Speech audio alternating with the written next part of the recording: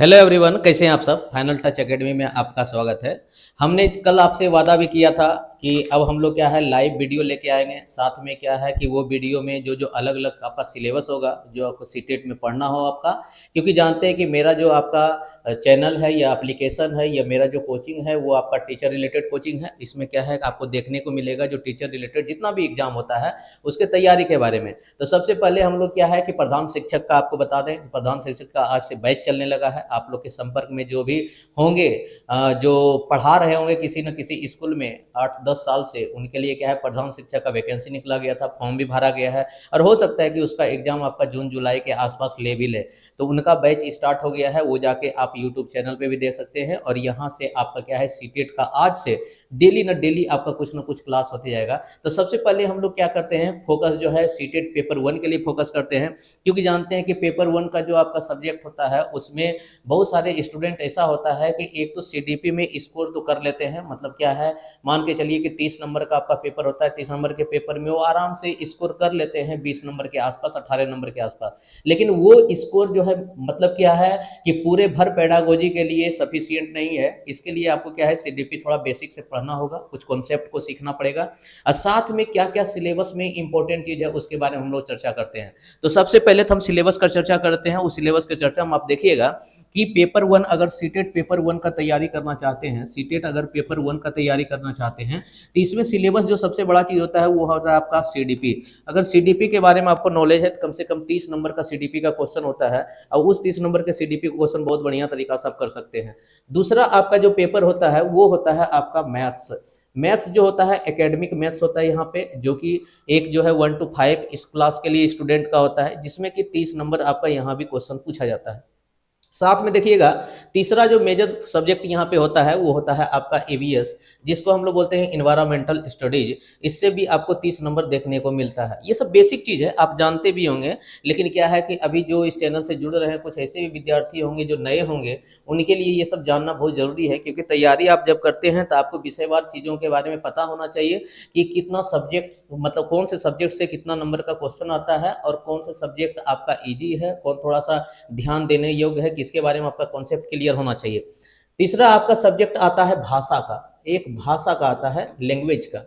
Language का paper का आपका ये होता है कि अगर कोई भाषा पढ़ रहे हैं तो इसमें आपको दो भाषा चुनना होता है। एक पहला भाषा के रूप में तो आप मातृभाषा चुनते हैं, जिसको बोलते हैं हम लोग क्या है मदर टंग। और मातृभाषा में पहला भाषा के रूप में अधिकतर लोग क्या है हिंदी चुनते हैं, क्योंकि हम लोग हिंदी भाषी क्षेत्र से हैं। हिंदी भाषी क्षेत्र से हैं तो हम लोग हिंदी चुन लेते हैं और इससे भी आपको 30 नंबर का क्वेश्चन देखने को मिलता है।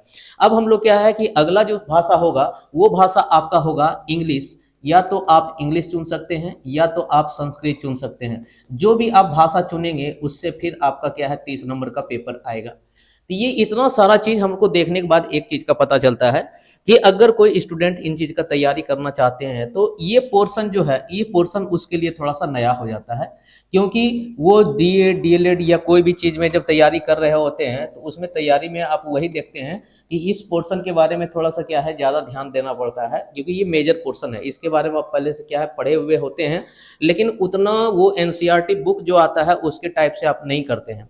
साथ में ये पोर्शन भाषा वाला जो होता है, भाषा वाला पोर्शन के बारे में कुछ ना कुछ विद्यार्थी जानते हैं और उसमें आराम से यहाँ पे स्कोर भी कर सकते हैं। लेकिन इसमें क्या है बहुत सारा चीज़ देखने को मिलता है कि आपका पैसेज भी होता है, पैसेज के साथ साथ पेडागोजी भी होता है और किस किस तरह से डिस्ट्रीब्यूशन होता है उसको भी हम एक थोड़ा सा देख लेते हैं।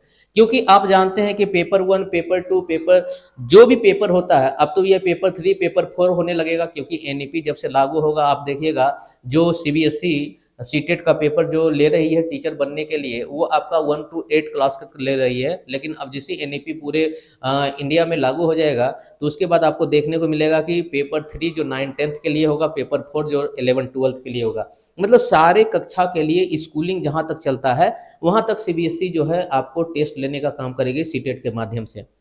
इन सभी चीज़ों में हम ये देखते हैं कि अगर आप सीडीपी पढ़ते हैं, सीडीपी वही सेम चीज़ है जो कि आप बीएड या तो डीएलएड, बीएड या तो डीएलएड के कोर्स में आप इन्वॉल्व रहते हैं। सीडीपी अगर टीचर ट्रेनिंग का कोर्स किए हुए हैं, वो टीचर ट्रेनिंग के कोर्स में आपका सबसे ज़्यादा मेजर पोर्शन जो होता है उसका नाम है सीडीपी। इसके बारे में हम लोग डिटेल से चर्चा भी करेंगे, लेकिन अभी क्या है बेसिक चीज़ है उसके बारे में थोड़ा सा देख लेते हैं इस सीडीपी के बारे में सबसे बड़ा चीज ये कहा गया है कि अगर आप इन दोनों कोर्स को बहुत बढ़िया से कॉलेज में किए हुए हैं तो आपको इसके बारे में कम से कम बेसिक समझ तो है, क्योंकि इसका बेसिक समझ यही बोलता है कि अगर किसी स्टूडेंट को आप पढ़ाने के लिए जा रहे हैं तो सबसे पहले स्टूडेंट को पढ़ना पड़ेगा आपको कि स्टूडेंट चाहता क्या है, उसका डिमांड क्या है, वो किस चीज़ में रुचि दिखाना चाहता है। अगर उसके रुचि के अनुसार आप पढ़ाने का कोशिश कीजिएगा तो आपका स्टूडेंट आपके साथ जुड़ा रहेगा, आपके बातों को सुनेगा और आपसे हमेशा क्या है कि चाहेगा कि आपसे ही कुछ सीखें, क्योंकि आप उनके रुचि को ध्यान में रख रहे हैं।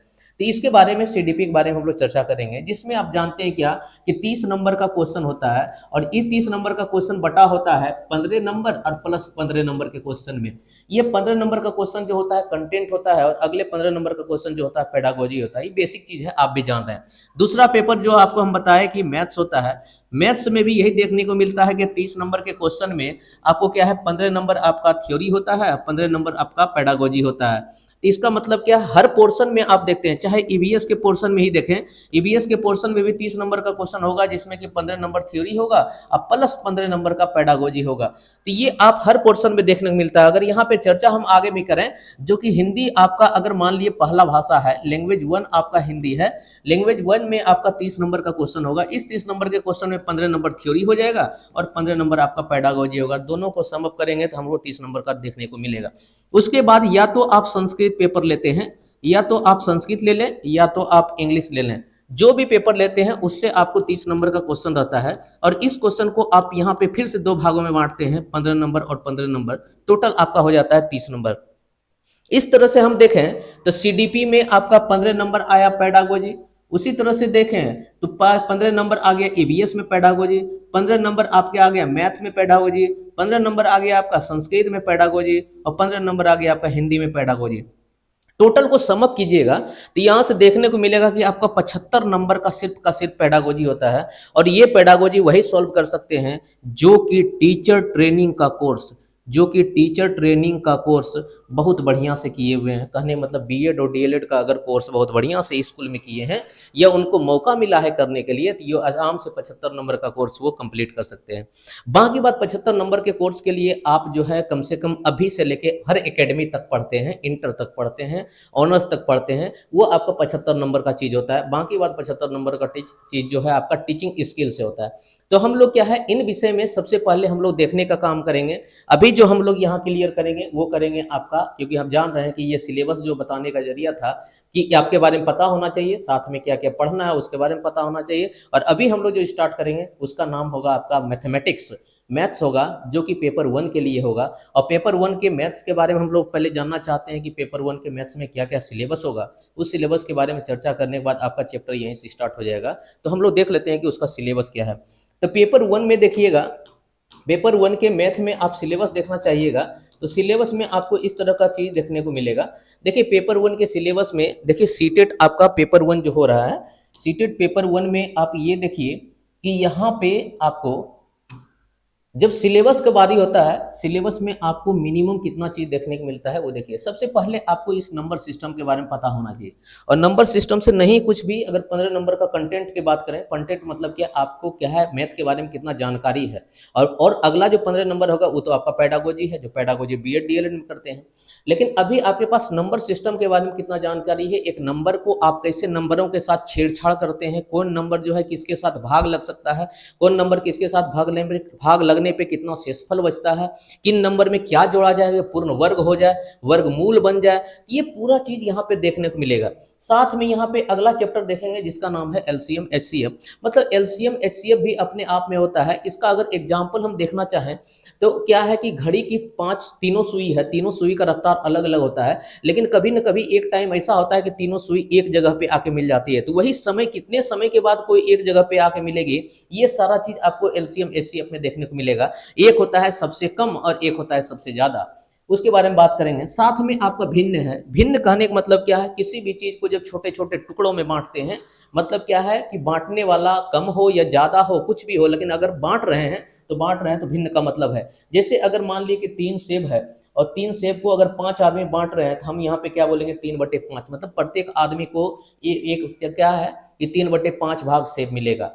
तो ये देखने को मिलता है, ताकि हम लोग अगर ये देखते हैं तो इससे क्लियर हो जाता है हमको कि भिन्न के बारे में पता होना चाहिए। और भिन्न पता होने से ही अब किसी टीचर को अगर भिन्न पता है और कैसे पढ़ाना है ये नहीं पता है तो भिन्न पता होने का कोई मतलब नहीं है। इसलिए सबसे पहले आपको बेसिक कॉन्सेप्ट होना चाहिए। बेसिक कॉन्सेप्ट होने के बाद आपको उस सब्जेक्ट को पढ़ाने का एक तरीका होना चाहिए, पेडागोजी होना चाहिए। साथ में आप दशमलव होता है, तो दशमलव भी क्या है, भिन्न का ही एक रूप है। आप देखते हैं क्योंकि भिन्न को जब बदलते हैं, चाहे वो प्रॉपर फ्रैक्शन हो चाहे वो इम्प्रॉपर, जिसको बोलते हैं उचित भिन्न या अनुचित भिन्न, उस भिन्न को जब हम बदलते हैं तो यह दशमलव में आता है। यह दशमलव में एक मान आता है, चाहे दशमलव का मान 1 से नीचे हो या 1 से ऊपर हो, अगर दशमलव में बदलने को होता है। जैसे हम लोग एक बार चर्चा करें कि 1/5 को अगर हम दशमलव में बदलना चाहते हैं तो कितना होगा, तो डायरेक्ट हम लोग बोलते हैं 0.2। लेकिन हमें ये कैसे पता है कि 0.2 होता है, तो इसके निकालने का भी अपना अपना तरीका है जो कि दशमलव में हम लोग देखेंगे। साथ में अभी यहाँ पे देखिए कि इकाई परिवर्तन बहुत ज़्यादा इंपॉर्टेंट है, क्योंकि आपसे क्वेश्चन बहुत सारा पूछा जाता है कि मान लीजिए 77 रुपया किलो अगर कोई सब्जी का दाम है, तो सब्जी है, तो बताइए आपको 300 ग्राम सब्जी खरीदना है तो उसका दाम क्या होगा, वो आपको इकाई परिवर्तन में देखने को मिलेगा। क्योंकि यहाँ पे इकाई चेंज हो रहा है, किसी को milligram, gram, centigram, milligram, decigram, ये सब देखने को मिलता है। इसीलिए बोलते हैं milli, centi, decimetre, deca, hecto, kilometre. मतलब ये अगर परिवर्तन आपको पता है तब, क्योंकि आप देखते हैं कभी कभी आपसे क्वेश्चन पूछ दिया जाता है कि बताइए 1 मीटर बराबर कितना सेंटीमीटर, कितना सेंटीमीटर, तो कैसे बोलते हैं 100 सेंटीमीटर, आपको पता है क्योंकि आप जो है कपड़ा खरीदने के लिए जाते हैं तो इतना पता होता है। आपसे बोला जाता है कि 1 किलोमीटर बराबर बताइए कितना मीटर, 1 किलोमीटर बराबर आप बोलते हैं कि 1000 मीटर। ये कैसे है, क्योंकि हम लोग डेली लाइफ में यूज करते हैं। 1 किलोग्राम बराबर कितना ग्राम पता है, लेकिन यही पूछ देगा कि 1 किलोग्राम बराबर कितना मिलीग्राम, तो यहाँ पे आपको दिक्कत हो जाएगा। तो उन सभी चीज़ों को सॉर्ट आउट करने का काम करेंगे, यहाँ पे उन चीज़ों के बारे में और ज़्यादा जानकारी करने की कोशिश करेंगे ताकि हम सही ढंग से क्वेश्चन को बना पाए। अगला चीज है सरलीकरण। अभी स्पीड थोड़ा हम इसलिए हैं क्योंकि आपका क्या है कि सिलेबस के बारे में चर्चा कर रहे हैं। सिलेबस तो इंपॉर्टेंट है ही, आप भी जानते हैं। और हम आपको बता दें कि अगर final touch academy application channel पे जाते हैं तो वहाँ आपको फ्री कोर्सेज भी मिलेगा, और साथ में वहाँ पे पेड कोर्सेज है जो कि नॉमिनल चार्ज के रूप में है, आपको बहुत कम चार्ज लगेगा। और उस चार्ज में आप सीटेट बहुत बढ़िया से क्वालिफाई कर सकते हैं, क्योंकि वहाँ पे और भी टीचर हैं जो कि पढ़ा रहे हैं। तो एक बार जो है फाइनल टच एकेडमी एप्लीकेशन को जो है गूगल प्ले स्टोर से डाउनलोड कर लीजिए, और वहाँ पे रजिस्टर करने के बाद आप देखिएगा कि जो भी आपको वीडियो होगा उसके बारे में देखने को मौका मिलेगा। साथ में सरलीकरण देखने के बाद हम देखते हैं कि औसत भी अपने आप में है, क्योंकि पूछ लिया जाता है कि 5 लड़कों का औसत आयु इतना है, उसमें से 2 लड़का निकल जाता है, तो बताइए बचे हुए लड़के का औसत आयु इतना है, तो जो निकला है उसका आयु कितना है। बहुत सारा चीज पूछा जाता है। इस तरह से बहुत चीज होता है कि बताइए 2 खिलाड़ी ने औसत रन इतना मारा है, एक खिलाड़ी ने इतना मारा है, तो दूसरे खिलाड़ी का रन कितना होगा, वो सब औसत में देखने को मिलता है, जिसको बोलते हैं हम लोग एवरेज। साथ में घातांक एवं करनी भी बहुत महत्वपूर्ण हो जाता है, क्योंकि घातांक करने में होता है घात मतलब होता है पावर, मतलब पावर का अंक। जैसे आपसे पूछते हैं ए स्क्वायर, तो ए का घात हुआ 2, क्योंकि स्क्वायर मतलब होता है 2। तो वही चीज हमको यहाँ पे देखने को मिलता है कि अगर घातांक लिख रहे हैं तो घातांक मतलब होता है घातांक मतलब होता है पावर। तो किसी भी चीज पे कितना पावर है, अगर हम लिखते हैं क्या कि 2 पे पावर हम लेते हैं क्या 3, इसका मतलब है क्या